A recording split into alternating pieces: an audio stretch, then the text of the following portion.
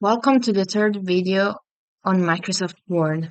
In the previous video, we saw how to use the clipboard commands, how to select elements of our text, and how to create a filler text.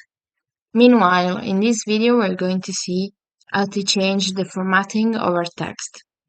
That means that we're going to see how we can customize the way our document looks by changing the font we use. We can find the commands that we're going to use today in the Home tab inside the group Font. Let's zoom in our file so that we can see the changes better. And let's select, for example, the first word of our document. As you can see, this window pops up where we can find the same commands that we find on the group font of the ribbon.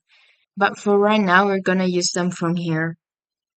Let's start from the command font. As you can see right now, it's telling us that the font used for the word that we selected, it's Aptos. But if we click on this arrow, it will open this menu with all these different fonts that are available on Word. The ones with the little cloud on the right side need to be downloaded before we can use them in our file. With the word that we selected, we can't quite see it, so let's select another word. Because while we hover on the menu of the fonts, we get the various previews so that we can see the changes of that font. Let's choose this one. And let's go to the other command, which is called font size. Right now, the font size of the word we selected is 11. We can type in another number, for example, 28, and press enter, and it will change. Or let's see, selecting another word, we can click on the arrow and hover on the menu and choose any number that we can find here. By changing the number, the size of the font will change. In this case, we made these two words bigger, but we can also make them smaller than the rest of the phrase. For example, if I click on 8, you see that the word we selected gets smaller than the rest. Another way to change the size of the font is by using these two commands that are called increase font size and decrease font size. For example, let's use this first word and click on increase font. And as you can see, each time that I click, it gets bigger. And if I click on decrease size, each time it gets smaller. Let's go now to three other commands that are really popular and useful, which are bold, italic, and underline. Let's start from bold. Let's select this word. Of course, right now I'm selecting just one word, but we can change the font of the entire phrase or the entire paragraph. So, for example, let's try the entire paragraph. If we click on bold, the font gets bolder, so thicker than the rest. If we go here and click on italic, the font gets a little bit tilted to the right. And if we click underline, the entire phrase that we selected gets underlined. By clicking on this arrow, we can change the type of underline that we want, and we can also change the color. For example, I want it orange. Let's change it to this one that it's more visible. But you can also get more underlines by clicking here. And as you can see, it opens a new menu with more advanced options. Here you can still change the font, the size. You can choose if you want it regular, italic, so it means tilted to the right, bold, or bold and italic at the same time. And you get a preview down here. You can change the font color, the underline style, which is what we did before, and the underline color. Then you can add other effects to the font that we'll probably see after, but you can already experiment with them by selecting them and seeing the preview. If we click OK, we have now selected the font that we had before. We have put bold italic and size 11 and this type of underline. So the phrase that we have selected behind here, this one. If we click OK, it will appear like the preview that we have right here. And as you can see in this phrase, we have used at the same time the command bold, italic, and underline. Let's see now the command strike through, which is this one, by selecting this entire paragraph. We left-click on the command, and as you can see, a line will appear on top of the paragraph, and that's what this command does.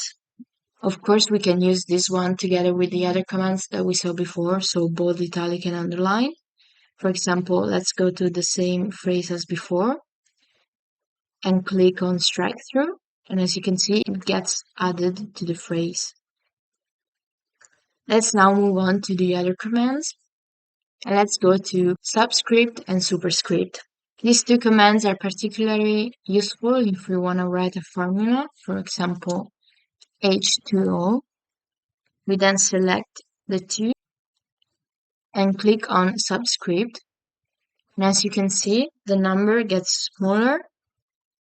If we select the same number and click on Superscript, the number gets moved to the top half of the rest of the line.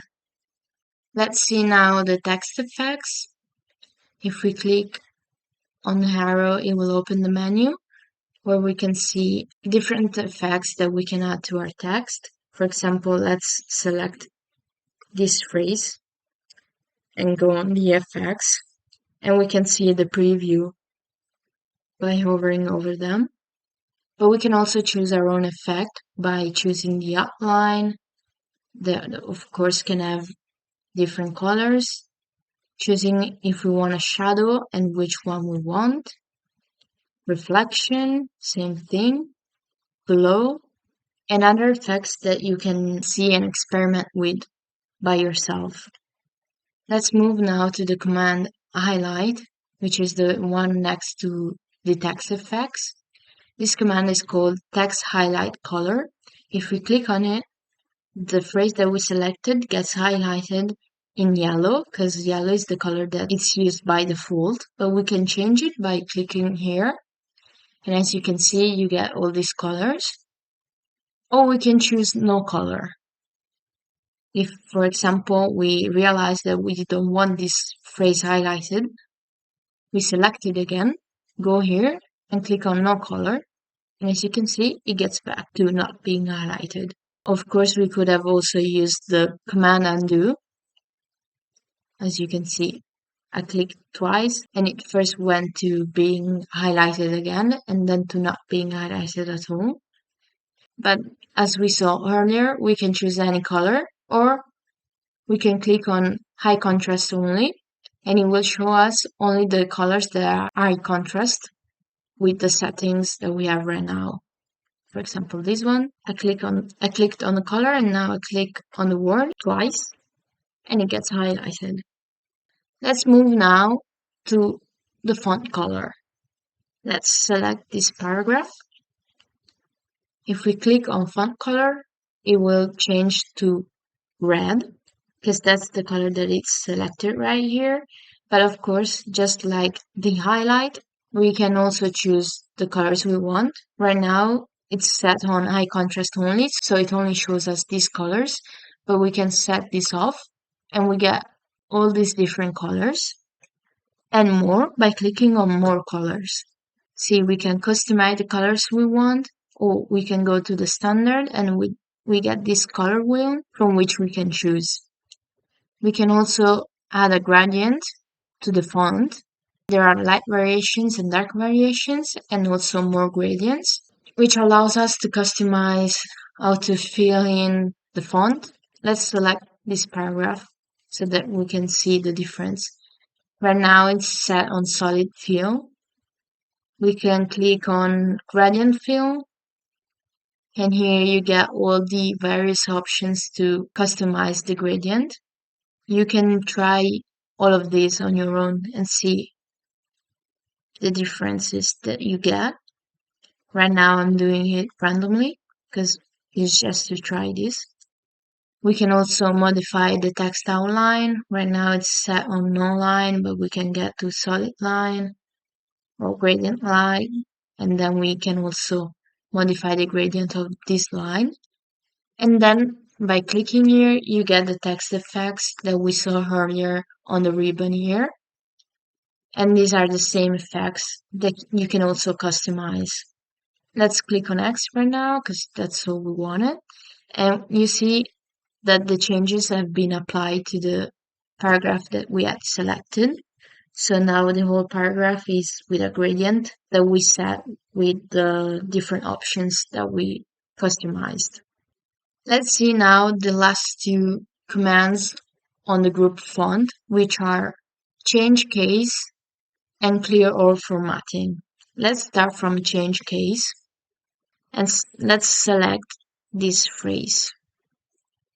Sentence case is the normal formatting of a text, which basically means that the first letter of the first word will be uppercase and the rest will be lowercase, and each word after a full stop will have an uppercase letter at the beginning of the word.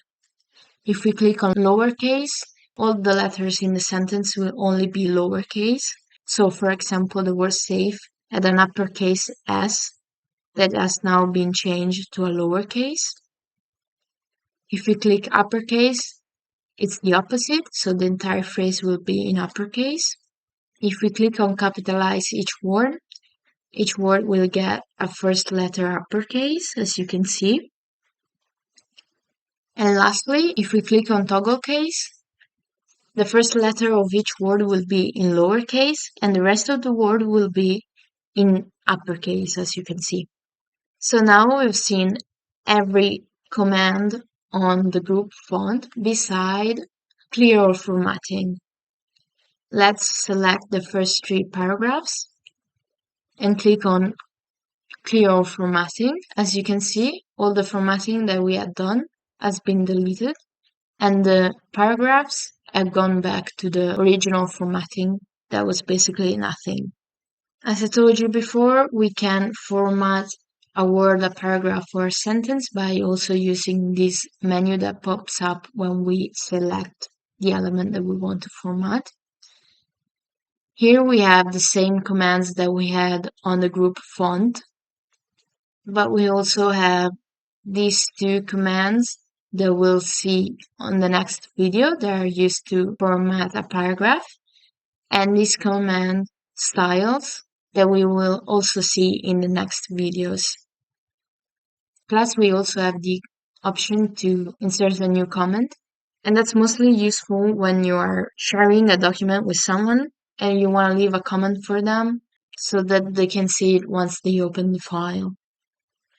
We also have the command format painter that we briefly talked about in the previous video when we were talking about the commands in the clipboard group. But basically, this command allows you to copy the format of a sentence or word and paste it to another. For example, let's copy this one. We select the phrase, we click on Format Painter, and then we click on the word that we want to format, just like the sentence that we selected. And you see that the same formatting appeared in this word. Another way of changing the formatting of our text is by clicking on the arrow at the bottom right of the group font. And this menu that we've seen before when we were talking about the effects will pop up.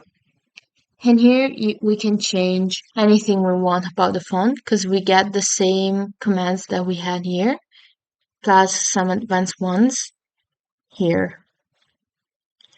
So let's select, for example, this whole paragraph, open this menu. We can change the font. Let's choose the style, for example, bold.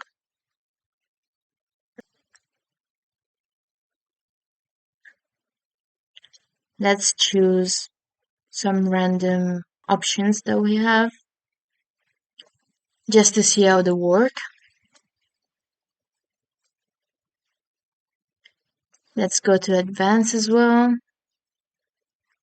We can change the space between the letters and a bunch of other options that you can see and try out on your own. We can choose the text effects, which are the same that we saw before.